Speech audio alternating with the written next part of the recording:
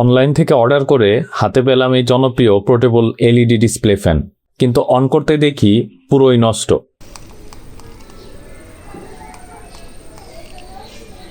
তাহলে টাকাটা কি সত্যি চলে গেল, নাকি এর ভেতরে লুকিয়ে আছে অন্য কোনো গল্প? চলুন আজ জেনে নেওয়া যাক এই ফ্যানের আসল সত্যি।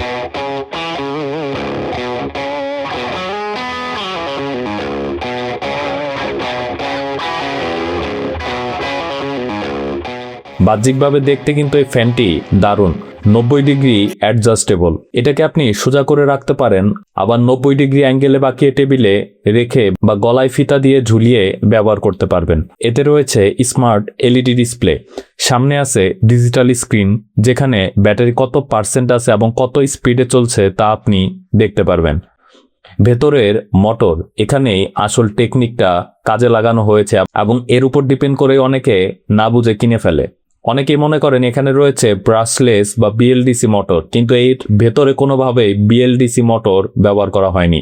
নর্মালি আপনারা আমার চ্যানেলে এর আগে যে ভিডিওগুলো দেখেছেন সেখানে যে মোটরগুলো ব্যবহার করা হয়েছিল ফ্যানে, এখানেও তার ব্যতিক্রম নয়, সেম একই মডেলের একই মোটর ব্যবহার করা হয়েছে। তবে ওটার থেকে এটাতে স্পিড কিছুটা বেশি, এরকমই আমি যতটুকু দেখেছি।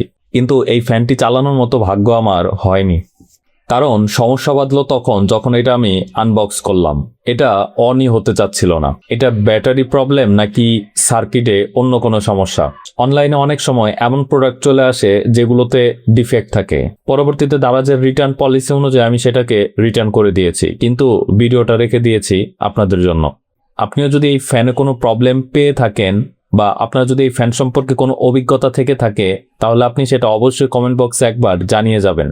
আপনার কমেন্টের মাধ্যমে অন্যরা ডিসিশন নিতে পারবে এই ফ্যানটি কেনা উচিত হবে কিনা।